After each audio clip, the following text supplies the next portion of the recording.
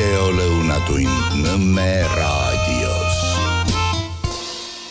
Ja tere maailm, ongi Lõunatund Nõmme raadios.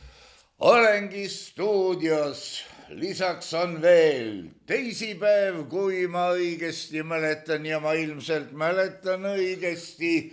Ja meie pühasõda läheb edasi. Olge tänatud kõik, kes te toetate Nõmme raadio tegevust. Ausõna, muidu oleks nii, et vaata, et enam ei oleks, sest igasuguseid nähtusi siin ilmas on ja eks neid võib ju kirjeldada ka. Näiteks Rahvuslik Teataja, võiks öelda, et see on ametlik seisukoht, esitas igavesti vägeva artikli, et Lepa ja Lehtme on peaaegu üks ja seesama, umbes nii, et sest nimed on sarnased, järelikult peavad teod ka sarnased olema. No ei ole, aga artikkel oli lahedalt vihane ja kajastab siis,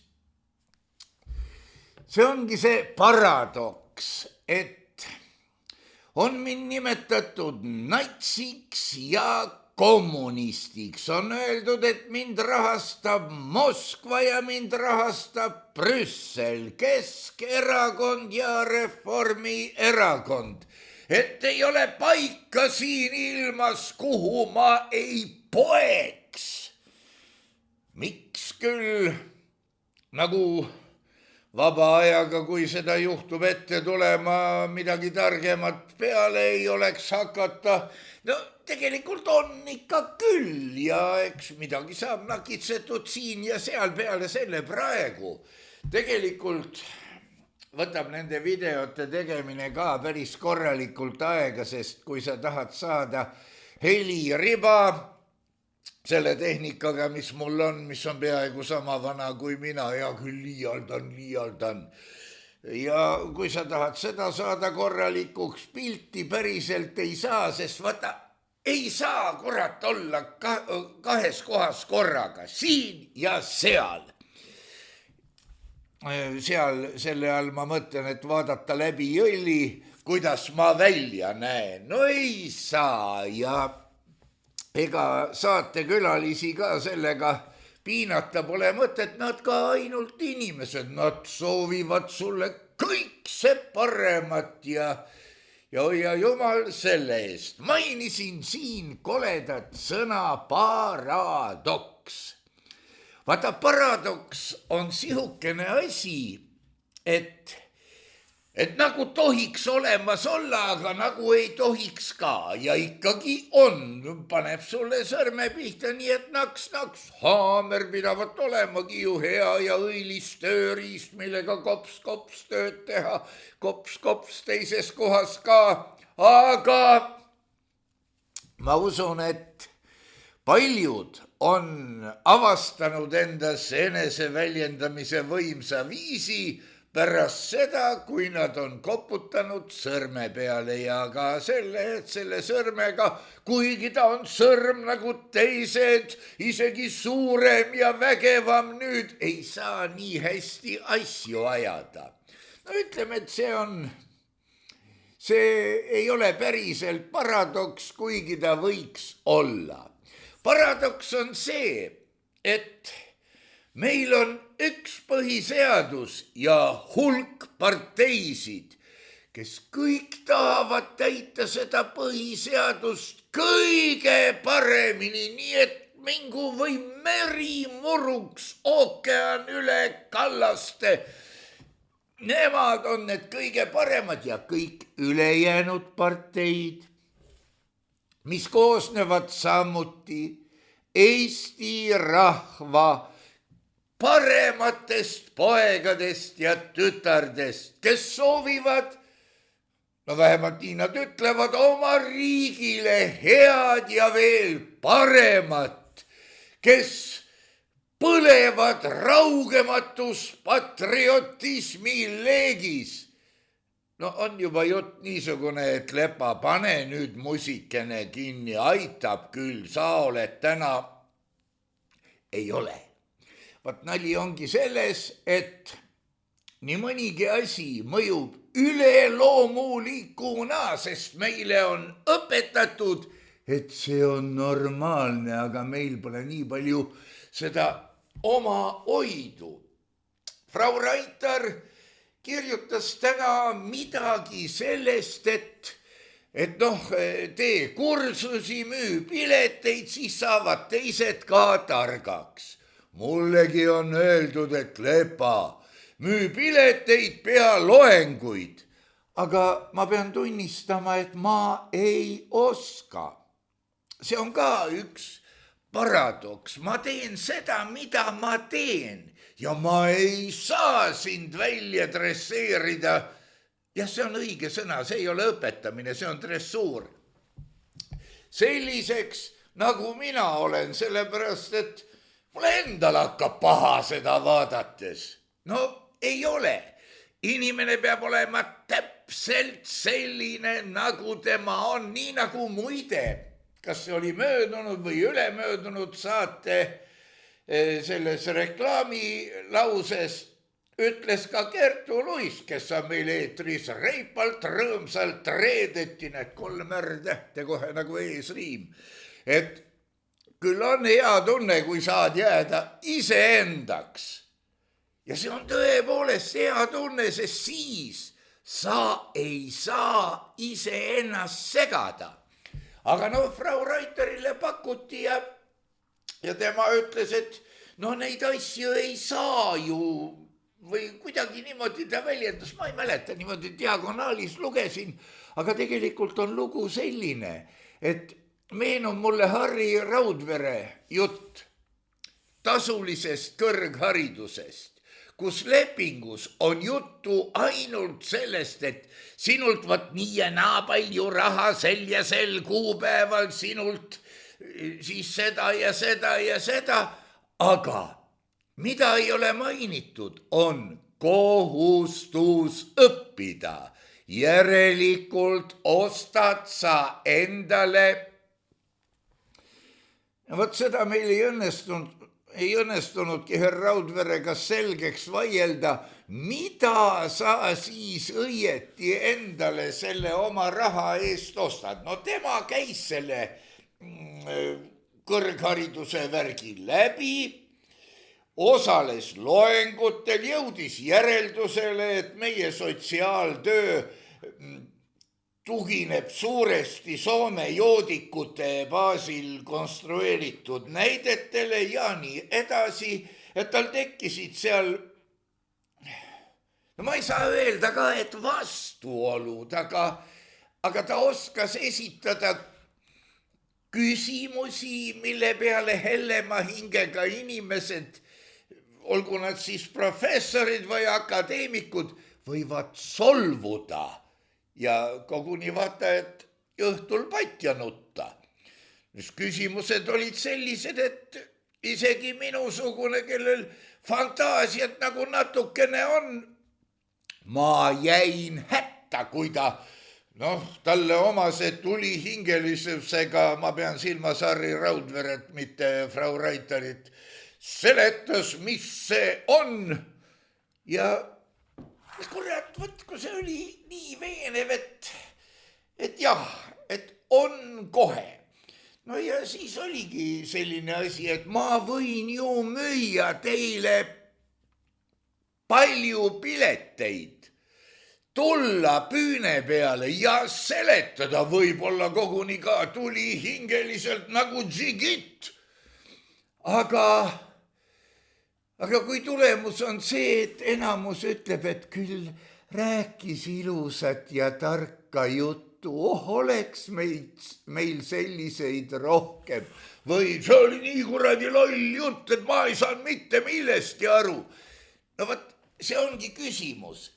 Ja siis ma nägin ekraanil veel enne, kui ma tulin siia, kus ma praegu olen, et Frau Raitar mingisuguse loengu siiski, kas see oli nüüd Rakvere kandis või jälle diagonaalis, viskasin pilgu peale, teeb ja see on siis salateadmistest. et kas neid saab osta ja müüa või midagi taolist ja ma pean ütlema, et teate, salateadmisi ei ole olemas, seda 2 põhjusel. Esimene põhjus on, et trigonomeetria täiega on salateadus, kui sa hakkad seda põhikoolis alles järgmises või koguni ülejärgmises klassis õppima või sulle hakatakse selle omadusi seletama. Toomata ära põhjuseid, miks neid asju üldse vaja on. No Pythagorase värk, see aimad ise läbi häda, aga ülejäänu, no vot. Ja nüüd sa saad salateadmised. Sa saad siinuse ja siinuslause, koosinuse ja koosinuslause. Sa saad selle armsa Pythagorase püksid omale ja sul on nii palju salateadmisi, et mine või lõhki. Aga suurem osa neist, kes salateadmiste omandamisega toime tulevad, kasutavad neid eksamil ja ei iial enam. Sest kõige rumalam on see, et sa küll tead, aga sul ei tule pähe kasutada. Ja vaat see on needus. Sa küll tead, ma olen seda näidet toonud nii, et omal kuklakarvad on juba mitte ainult hallid, vaid hallitanud. Ruutvõrrand, see on ju ebasümmeetriliste maatükkide kogupindala arvutamiseks. Juba vanas Egiptuses oli midagi taolist teada. Aga võt, need on nüüd salateadmised. Loomulikult võib inimestele rääkida, et no ärge punnitage, te tulete lihtsalt nautima, et keegi püüne peal räägib, no räägib. Teie suhtumine võib olla seinast seina, laest põrandani, põrandast lakke ja veel diagonaalid ka siia juurde. Seal ei ole mõtet. Inimesed kuulavad ja väga suur osa kuulab juttu umbes nagu üks meie lemmikutest. Jumala eest, ärge nüüd ajage koera segamini lemmikloomaga. Las ta olla ikka sihukene, kes maal iseseisvalt õues käib ja õues võib-olla elabki ja tunneb ennast perekonna kõige väiksema, kõige tühisema, aga liikmena.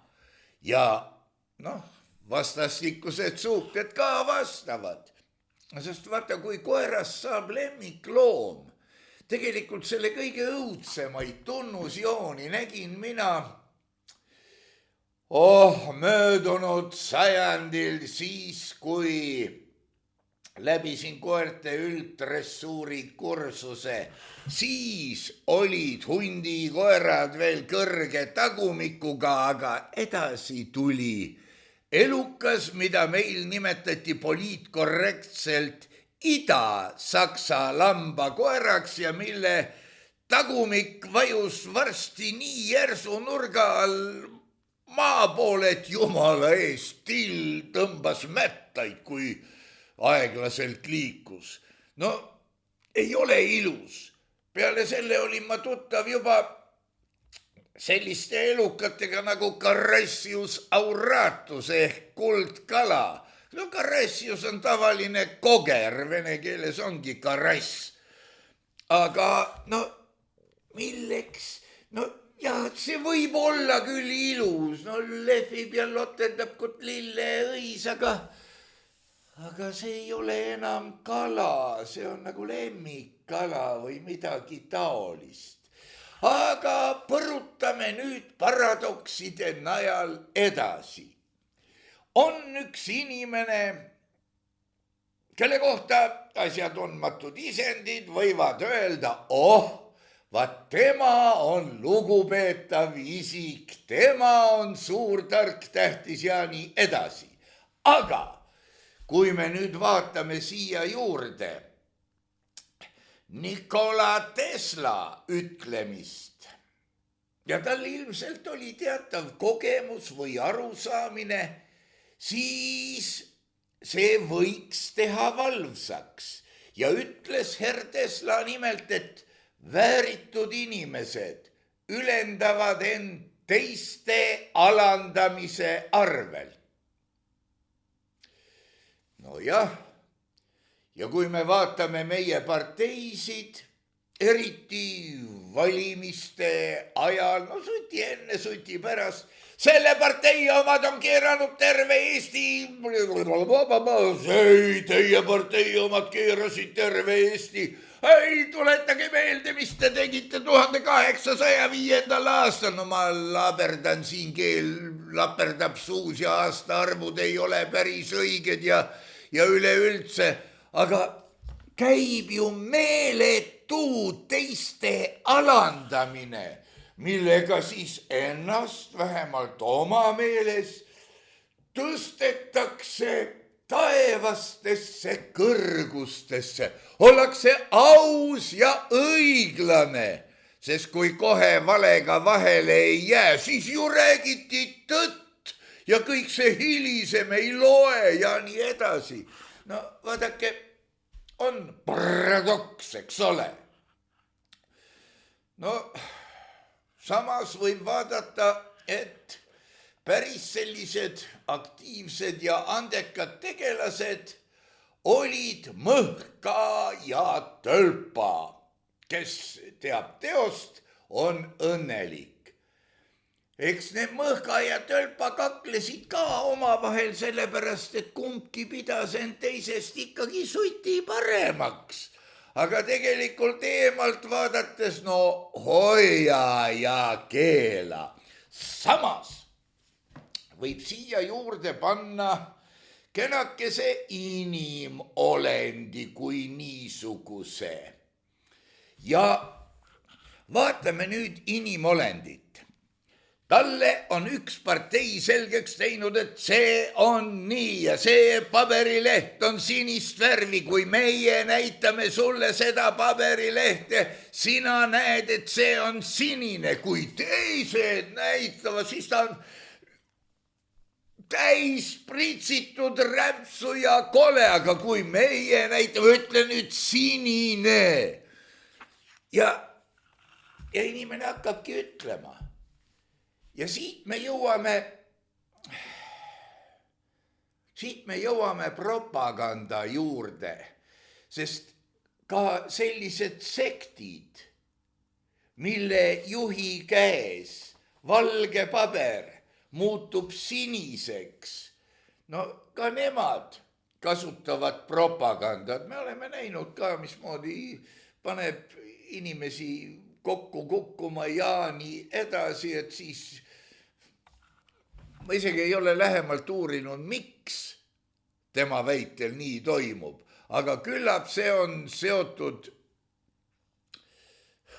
kõrgeima jõuga, mis kõik on sektijuhi käsutuses. Paradoks, panete tähele? Ei pane.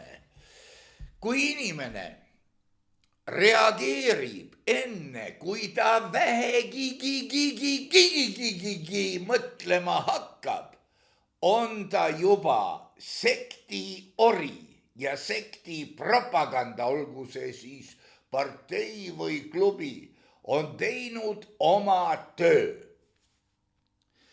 Ma tean mitmeid inimesi ja me teame kõik hulka kommentaatoreid, kes, no neil on muidugi sellised nimed, et nad tõesti vist palvetavad kodus pidevalt, et nende tegelik nimi välja ei tuleks. No nad teed midagi. Sa oled kurat Moskva Moskva agent, sa oled Putini värdjas ja nii edasi. No halleluuja. Milles asi on? Aga asi on selles, et ta ei saanud aru, mida sa ütlesid. Ja kui tema juba aru ei saa, on tegemist Putini propaganda Kremli jutupunktide või noh, kui me võtame niimoodi isamaaliselt, siis EKRE laimamise või vastupidi, kuradi EKRE propaganda. Ühesõnaga inimesed on lolli ajuvaba tigedust täis, mitmed, mitte kõik. Kui teie seal teispool jõlli, mida mina päris hästi näen, oleksite tigedust täis, teid ei oleks seal. Te ei toetaks mingit sellist juttu. Te oleksite ise kõige targemad maailmas ja issand jumal, kui ta peaks tahtma teie juurde tulla, koputaks viisakalt ukse peale ja ka siis ei pääseks ta teie juurde, vaid teie sekretär ütleks kinni, tulge ülehomme. Vaat nii, inimülbus, see on piiritu inimene, kui ta valetab endale, et ta on võimas ja vägev. No see on muidugi psühhiaatria valdkonda kuuluv nähtus, aga üldiselt ta usub seda jäägitult ja kes seda ei usu, see on vaenlane, reetur, Kremli jutuvestja, EKRE agent, kuradi keskerakondlane, ühesõnaga terve Eesti on vaenlasi täis. Ja ma ei tea, kas tal hakkab sellest kergem või ei hakka. Igal juhul ta reageerib ja mõtlemiseni on kilomeetreid maad, pole parata. No hüva. Mida sellises olukorras teha annaks? Tegelikult mitte midagi, sest maailma kõige targemat teiesugune lollpea nüüd küll õpetada ei saa, eks ole? Nii et, nagu vanas Roomas öeldi, insanabilis reputare oportet. Ausalt, tuleb lugeda lootusetuks. Samas tema järeltulijad, kui neil õnnestub vanematega tülli minna, mitte jääda orjaks, mitte jääda papa või mamma või mõlema sisse süstitud Stockholmi sündroomi kandjaks kuni hetkeni, kui papa või mamma siit ilmast lahkuvad, vaat siis juhtub nendega midagi õudset. Nad jäävad ju vaenlaste keskele üksi ja nad avastavad, et neil ei ole kedagi, keda nemad võivad usaldada, õigemini neil ei ole kedagi, kes neid usaldaks, aga niipidi nad ei mõtle. Ühesõnaga, selle paradoksitamisega, see tuleb kindlasti tänases jutus veel ette. Me oleme jõudnud nii kaugele, et võib kokkuvõtlikult või umbes sedamoodi öelda, et probleemidest, ja see on ilus sõna, Andres Rait tõstaks kohe naksti kõrvad kikki, mis nüüd tulema hakkab. Probleemidest me võime jagu saada, ausõna, teie võite, mina võin ja no ütleme, mõttekaaslased, need, kes kas või vaimus püha sõda peavad, võivad saada probleemidest jagu. See pole probleem. Aga palju raskem on jagu saada lollidest, kes tekitavad probleeme. Eriti, kui massirefleks on vot tema on meie päästja, meie oleme võitjate poolel, meie usume, mis tema ütleb, no. Ja selle koha peal on väga paha ja piinlik öelda, aga sellise seltskonna põetajaks ei taha küll keegi saada. Seda enam, et nad ei ole ju uks kinni ja link ära ruumides. Nad jooksevad igal pool laiali. See on nagu üks ilus inimene ütles, et ega neid lolle nii palju ei olegi, aga Jumal on paigutanud nad nii, et sa iga natukese aja takka mõne otsa komistad. Nüüd, see oli eile või üleeile või möödunud nädalal või millalgi, palkas Riigikantselei ajakirjaniku Hendrik Roonemaa, kes võib olla tore ja viisakas inimene, kellel kahtlemata on oma hingeelu ja südamesoojus. No ja muidugi eks ka teatav alalhoiuinstinkt ja nii edasi. Mees palgati inimeste sõjahirmu vähendama. No mina võtaksin siin väga nahaalselt ikka tuginedes sellele, et patt on mõelda ligimesest halba, aga harva on see vale.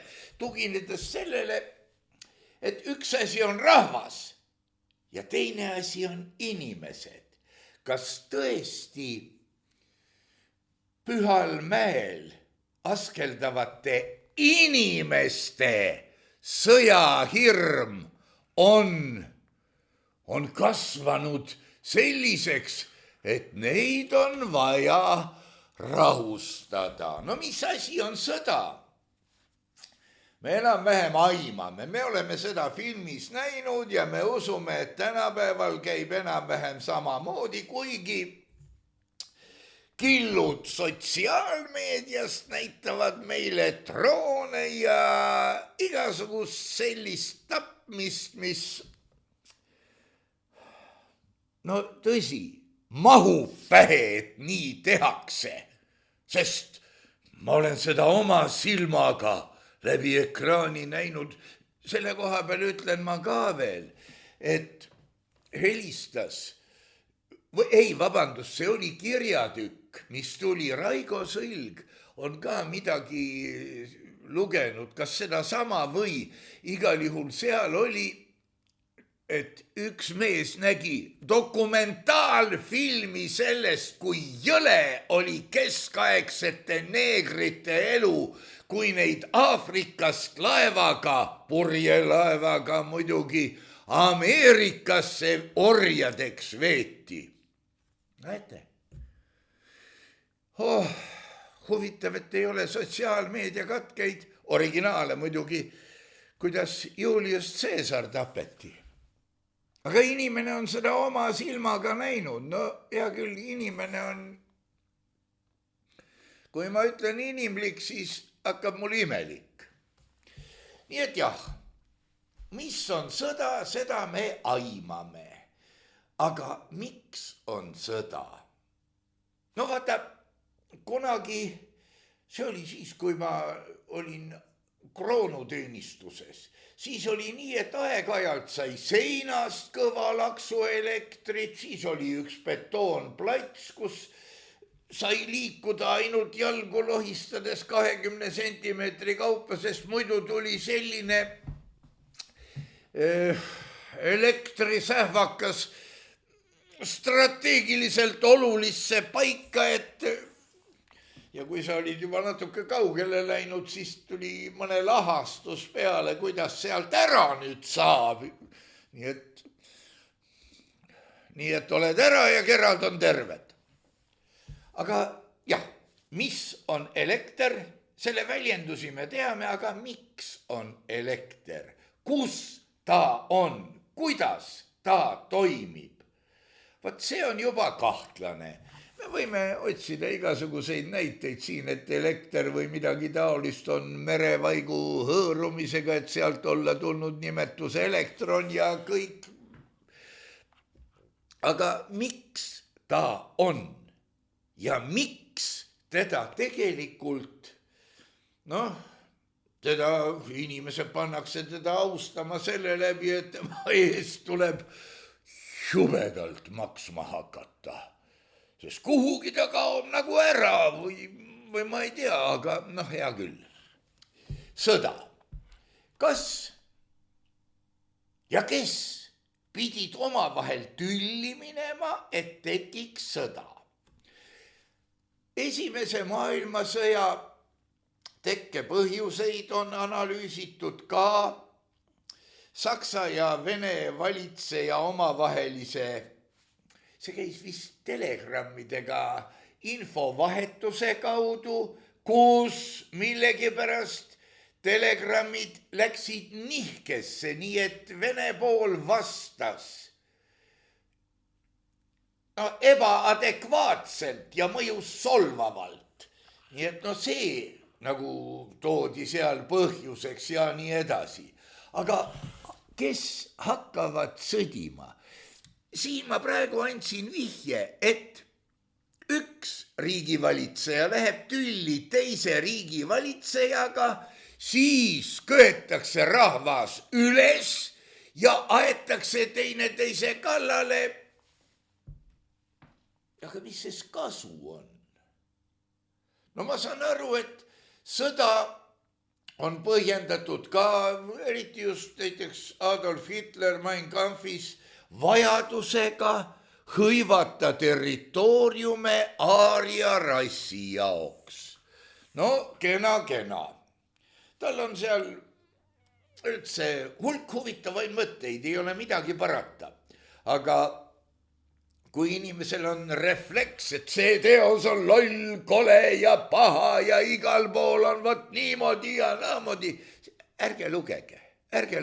Kui te teate juba ette, et tegemist on millegi halvaga, ärge lugege. Kui te teate, et mingisugusele teie tuttavale tädile üks näitemäng teatris ei meeldinud ja ta jutustas teile, mis talle ei meeldinud ja kui kole see oli, ärge minge seda ise vaatama.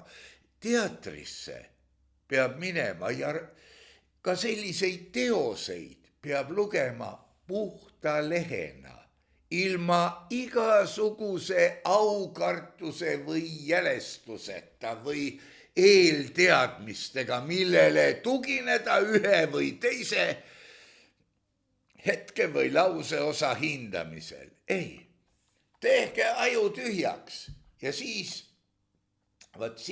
saate siukesed teadmised, et mõnes seltskonnas hakatakse teid hulluks või suisa lolliks pidama.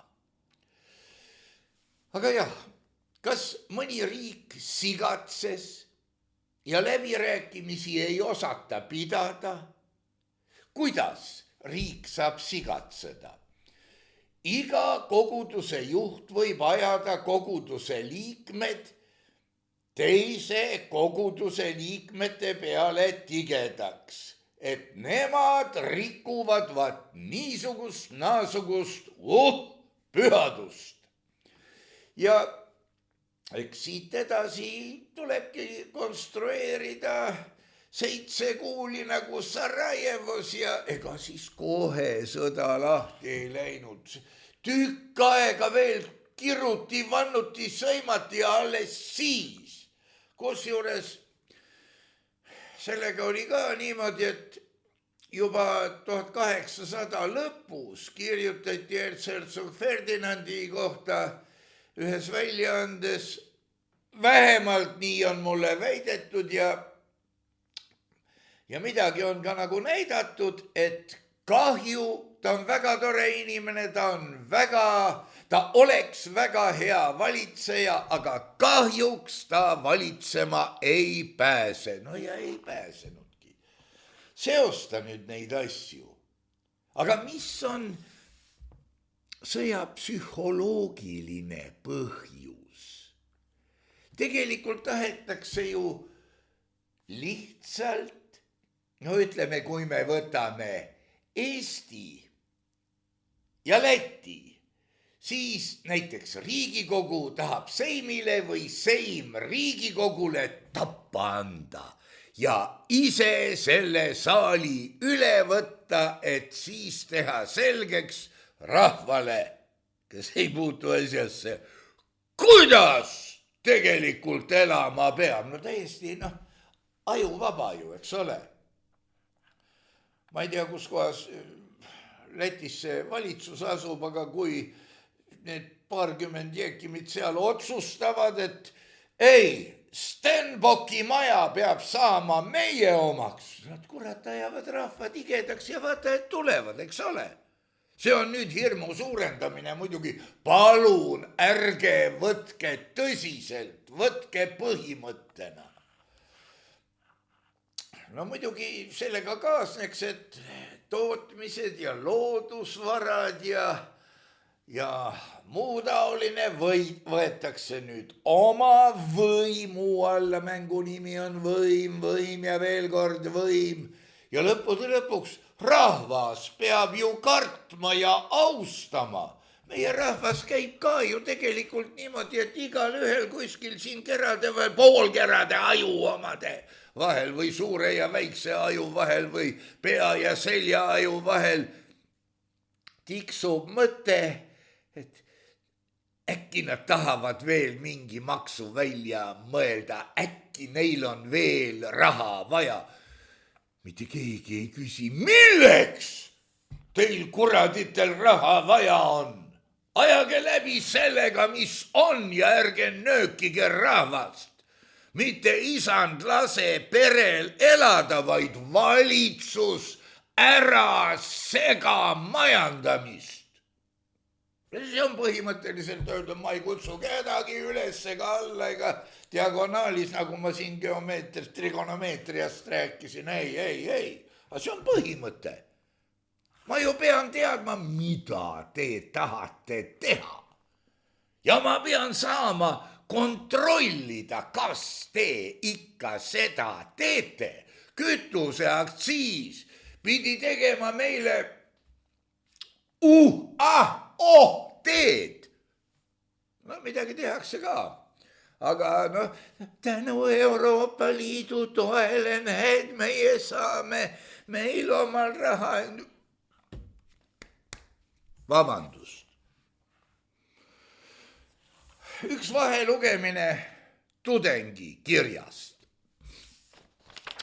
Mul oli mõttevahetus ühes ülikooli töögrupis, kus väidetakse, et meil ei ole lubatud esitada väiteid ilma akadeemiliste allikateta. On juba tore küll, eks ole. Kui sa tahad midagi väita, olgu akadeemik või professor või ma ei tea, eelretsenseeritult seda juba väitnud. Ja edasi on sein ees. Küsib tema, et kas mina pean aru saama, et oma silmadega maailmas nähtavat ei tohigi kirjeldada. Ma pean ainult viitama ja mida ise näed, seda ei tohi, sellele ei tohi viidata või osundada. Mina vastasin, et sina pead kirjeldama seda maailma teise läbi õigete prillide nähtu. Sul ei ole endal vaja väita mitte midagi, esita ainult tuntud headuses akadeemilised allikaväited ja kogu moos. Lisasin vist juurde, et vaata kullake selles ülikoolis ei õpetata.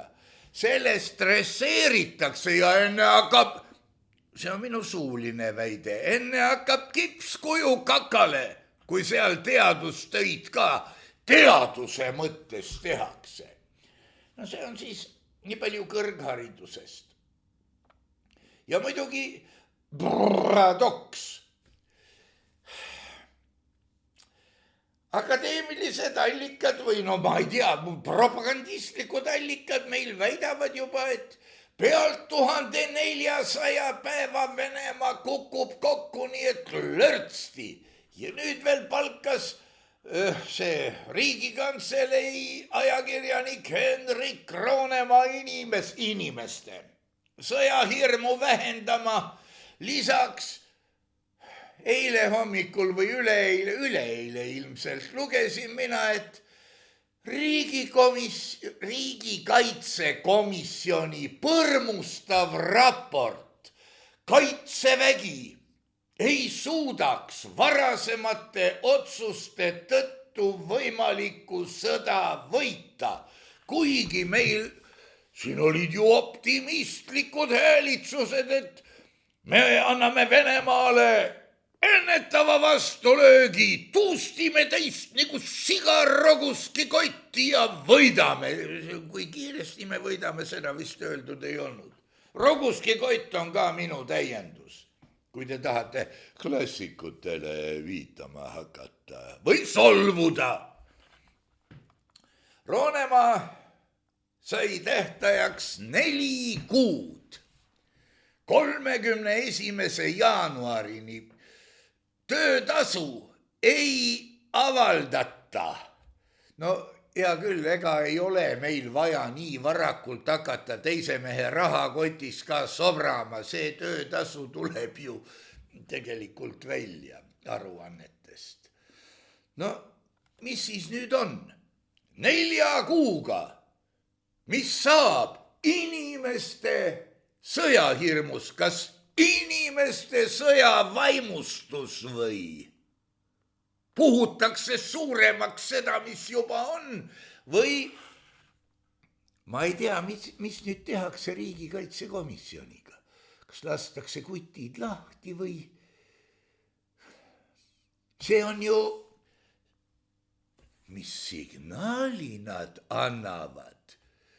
Lisaks on mul siin laua peal veel Kavradi kiri, mille ta avalikustas, sest ta on aus ja õige mees. Erutavad 2 uudist. Hoiatan, minu mõttekäik ei meeldi enamusele. No see on muidugi laialt ette võetud, aga täna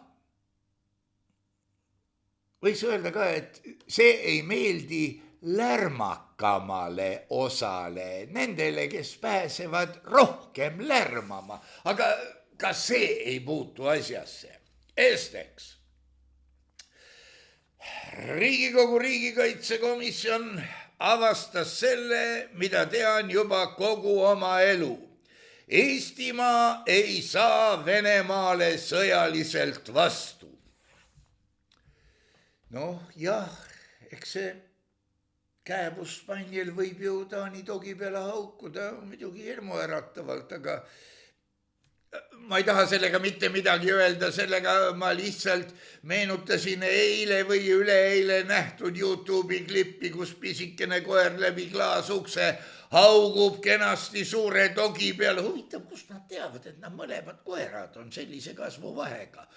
Ja kui klaasuks lahti tehti, togi seisis endiselt rahulikult, aga see väike koerakene hakkas, see ei olnud enam haukumine, sest see läks paar oktaavi kõrgemale ja oli kuidagi, mingi linnu siutsumise moodi tekkis. Me võime siin heietada vanasõnu, et kui ei toida oma armeed, siis hakkad toitma teisi sõdureid, aga reaalsusest oleme juba kaugele purjetanud. Tõsi on ainult see, kui Venemaa ei taha NATOga sõdida, siis nina siia ei pista ja suurt sõda ei tule.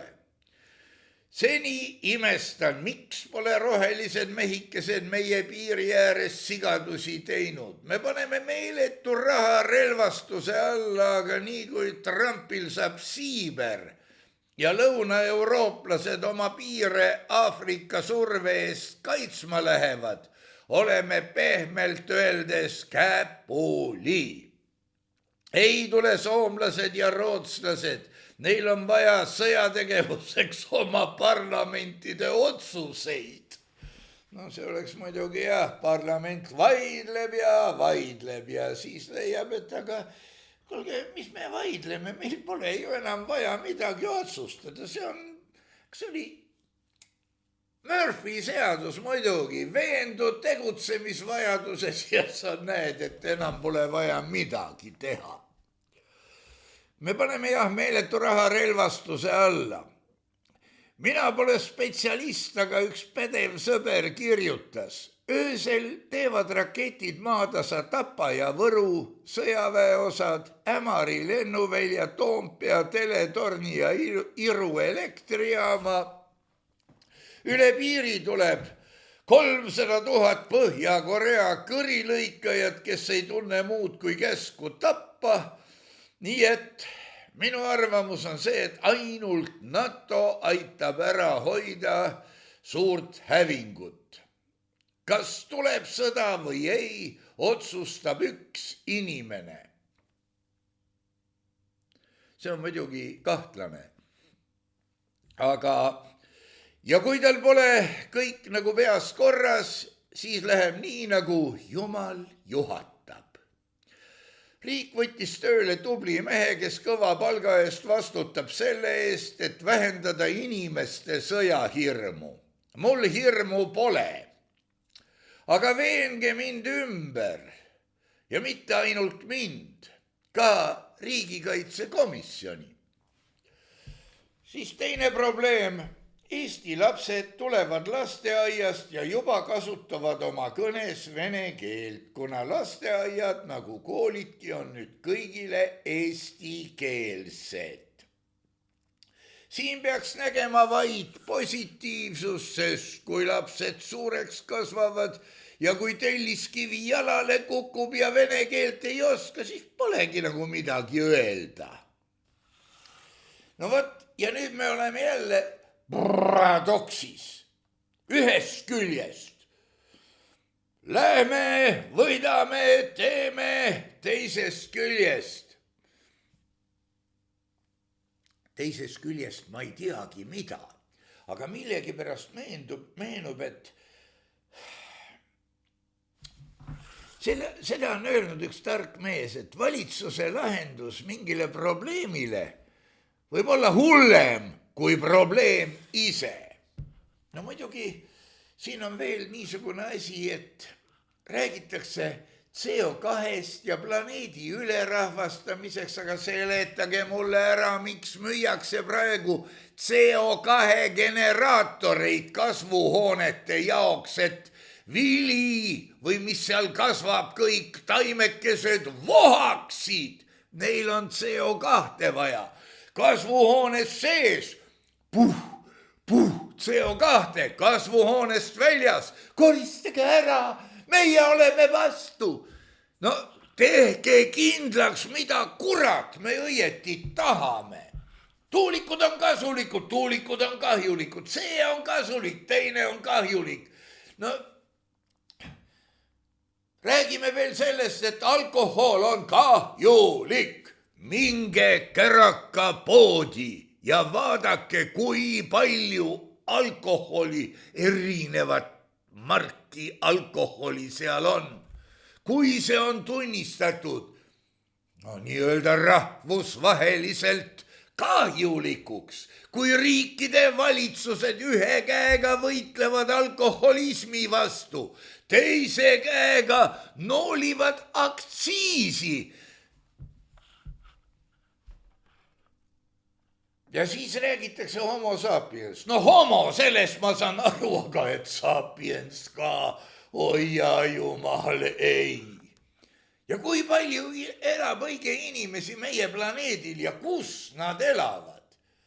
Herr doktor Viktor Vassiljev rehkendas välja, et kui inimesed panna 4 tükki ruutmeetrile, siis mahub planeedi elanikkond ära Hiiumaale. Võib-olla äärmiste jalad saavad natuke lainetusega märjaks, sest ta ei oska tuulekiirust prognoosida selleks hetkeks. Millal hakati rääkima jutte ülerahvastamisest? No muidugi me teame Maltust, midagi ebamäärast. Midagi, mida ta ütles kauge tuleviku kohta või umbes niimoodi, ega ma Maltusega eriti tuttav ei ole. Aga üldiselt möödunud sajandi 60-ndatel hakati rääkima ka nii, et üks suupool rääkis, kui palju õnnelikke inimesi jalutab mööda suurt Nõukogude kodumaad, neil on palju aega ja palju raha ja kommunism ja teine suupool,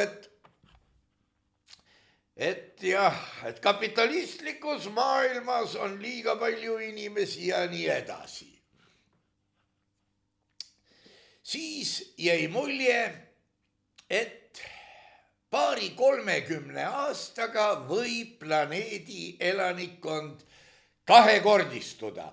Ma rõhutan, jäi mulje, sest sel ajal õppisin ma alles keskkoolis, see tähendab kuskil 9-10-11 klass.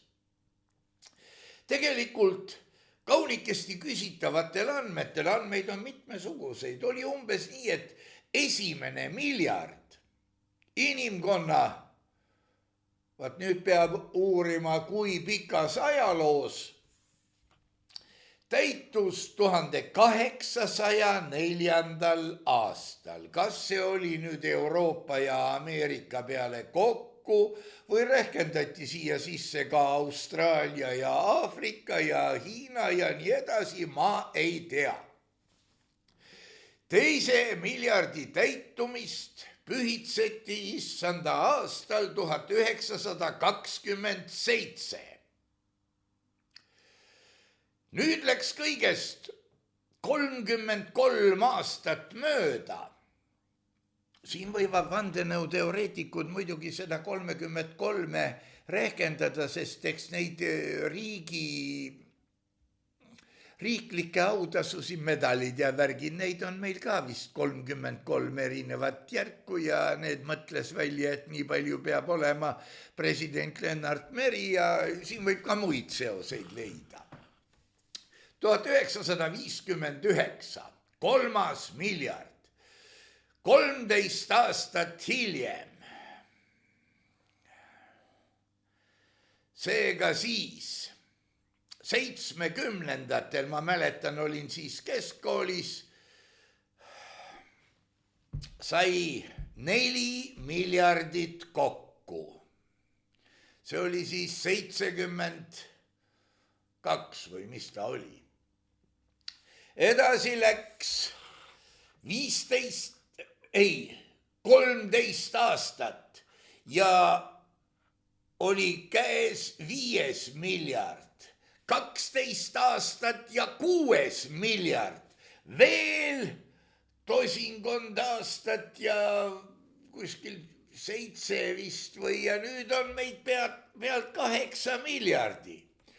No miks ma ütlesin, et küsitavad andmed, sellepärast et neid andmeid on väga erinevaid ja sinna juurde kuuluv jutt on ka võluvalt segane.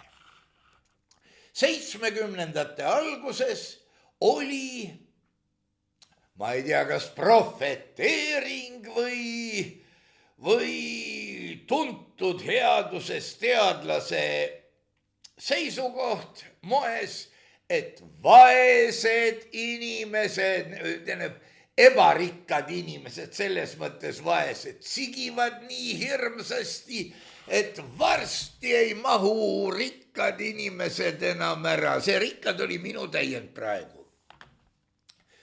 No jah, ega see 70-ndate alguses see ei ole nii väga tõsiselt võetav, sest sel ajal jõudis see jutt minu kõrvu või silmi, sest ma oskan lugeda ka, ausalt, kui ma ei teeselnud. Keskklassid võtsid sellest tuld ja hakkasid vaesemaid süüdistama inimkonna peatses väljasuremises, näljas ja haigustes, mis tulevad appi suretama. Ja nagu me teame, saab ühe väärt haiguse välja töötada ainult rikkas labor. Hea küll, see on paradoks, see on nii. Ja vaat siit algab omamoodi see ülerahvastamine ja selle kontrollimine ja üks kena siukene uduarvestus, millega saab enam-vähem riigi rahvaarvu kindlaks teha väidetavalt. on teravili.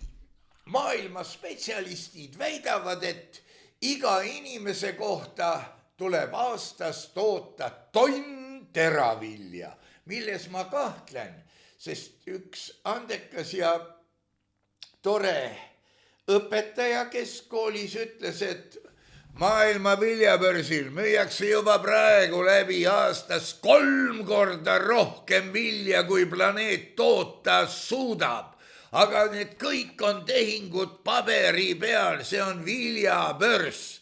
Ei taha sina või ei jaksa selle hinnaga osta, mille peale aasta ees kokku leppisid, maksad leppetrahvi ja ei osta, ostad odavat ja vot ongi siukene asi, mille pärast ma suhtun suure kahtlusega sellesse, kui keegi üritab mulle ära seletada elektribörsi häid, halbu, kasulikke ja raha rohkem kätte jätvaid otsuseid.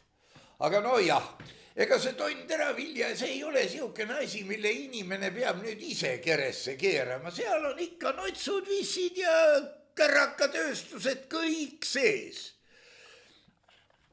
No ametlikult on, et Statistikaameti andmetel suurenes 2024. aastal Eesti teraviljatoodang 9%, aga jäi ikkagi 15% võrra madalamaks kui 2022. aastal.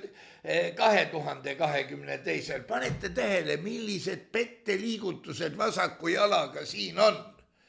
Et me küll püüdsime kala nii ja naa palju, aga seda oli ikkagi tükkis vähem, kui oli piimatoodang vot sel aastal ja kärveste arv õitel vot teisel aastal. Mis see kurat puutub siia, kui palju seda on? Juhtiv analüütik Ege Kirsi, Pilvikirsit meenutas siin Igor Gräzin hiljaaegu. Tema ütleb, et lõplik teraviljasaak oli 1 303 500 tonni. Panete tähele, 1,3 miljonit tonni. See on tonn per rõva, nagu ütlevad klassikud.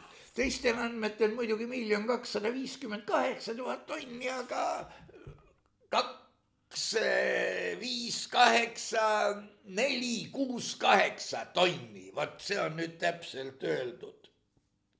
Aga hea küll, võtame nii, et tuli ikka tonn inimese peale. Ja nüüd 55% Eesti 2024. aasta teraviljasaagist ehk siis 710 000 tonni veeti Eestist välja Muuga sadama kaudu. Mis sadama kaudu siis puuduv osa tagasi veeti, aga hea küll. Ütleme niimoodi, et kärakatööstus, meie noitsud ja kõik muu on, kui Schwarzi draakonile vihjata, siis kuigi maha löödud. Ja süüa tuleb viia nüüd nendesse riikidesse noitsudele ja vissidele, kus nad veel kasvavad. Sest meil inimesi ei evakueerita, aga kui äkki sõda tuleb, kurat, tapavad mõne noitsu ära ja siis igasugused rohelised ja rahvaliikumised hakkavad ju protestima. Aga alles jäi meil 509 000 tonni. Lisaks käis Muuga sadamast läbi vist 26 000 tonni Kasahstani väärt vilja. See transiit, aga seda võib ju lugeda Eesti vilja ekspordiks Itaaliasse. Muuga sadamas tegelevad viljaga veel ajaloolise MGT Muuga Grain terminal, ma ütlen nii, nagu kirjutatakse. Peale selle PK terminal, bulk ja tank, mis see tähendab, ma ei tea. HHLA sidekriips TK Estonia. Seega läks vilja välja veel enamgi, aga me ei lase ju, kurat, aga meil ju propageeritakse taimetoitlust, miks me peaksime sigu ja lehmasid, kelle liha meie turule peaks nagu tulema seal nuumama siis. Ei saa aru. Kui me vaatame Indiat ja Hiinat, siis vilja ja ka riisitoodangu järgi 1,5 miljardit seal küll ei ela. No muidugi me ei saa kuigi tõsiselt sealseid arvandeid võtta ja muidu me peaksime eeldama, et viimase 120–150 aasta jooksul pidi iga Hiina naine, mingid arvandmed olid sihukesed ja sealt on ka pärit väide, pidi iga Hiina naine 20 aastat jutti 5 last aastas sünnitama. Kui me summeerime Hiina 20 suurema linna elanikkonnad, me saame 250 miljonit inimest. Paneme väiksemad ka, saame 500 miljonit. Aga kus see ülejäänu siis elab? See miljard või nii? Külades või? No ei ole. Linna elanikkond pidavat olema üle poole elanikkonnast. No ei tea. Kahtlane on see kõik, paradoks ajab paradoksi taga. Ameerika maal samuti, seal toodetakse 500 miljonit tonni vilja, aga elanikkond on 340 miljonit ja välja veetakse, nagu ma aru saan, ka kõvasti. Jänkid elaksid nagu ära.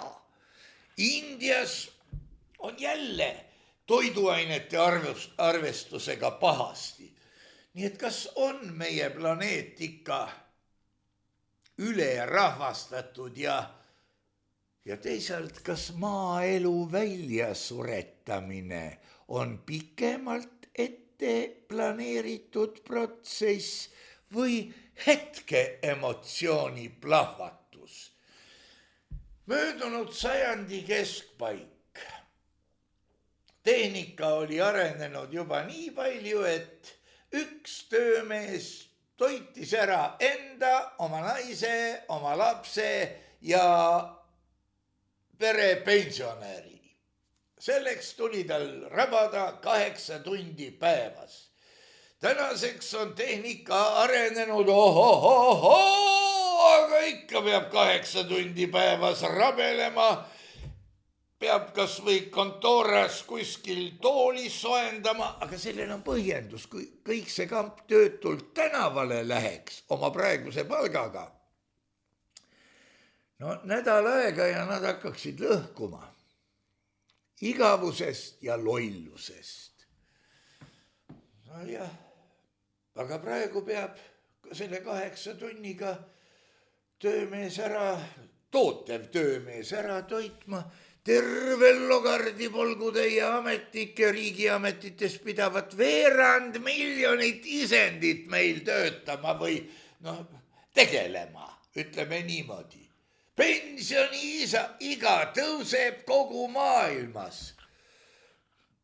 Et nad jumal hoia tänavale ei pääseks ja hea küll. Dankeschön, Wiedersehen, Schluss. Tänaseks kõik. Paradokse on palju, aga nii on. Katsuks nüüd, aga esialgu nii, et välja ei ütle, katsuks mõelda, jõuda järeldustele, võib-olla ühel hetkel joonistada seoseid paberi peale.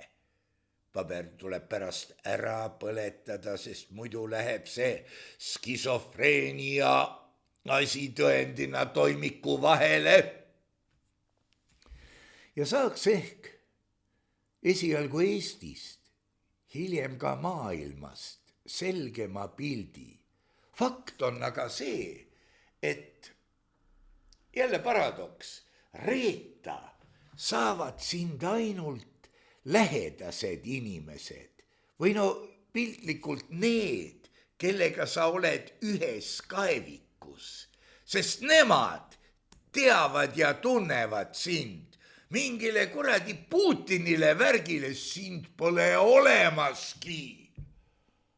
On ainult see teadmine, et mis nüüd saab, Tsahkna sõidab Eestist Hiinasse. Olge tänatud, kes te selle hulluse nüüd lõpuni vastu pidasite.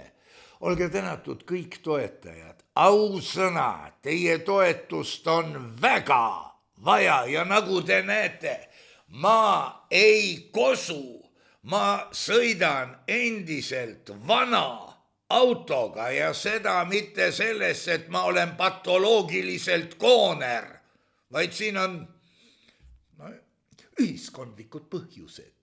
Ja te võite üle lugeda mitme särgiga ma kaadrisse ilmun. Tõsi, mul on kohtuskäikude jaoks üks 15-20 aasta vanune korralik rätsepaülikond ja mõned särgid, lipsud, et näha hea välja, kingad ka.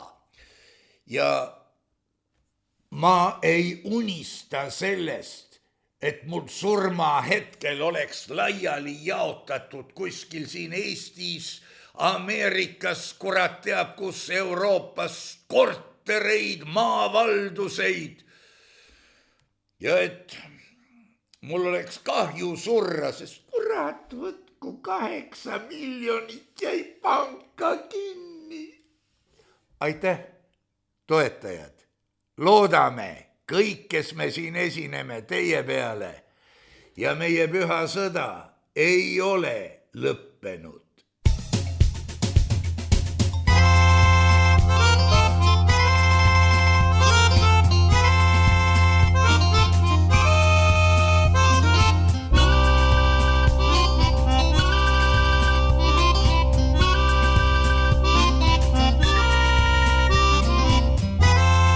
Saade on salvestatud 2025. aastal.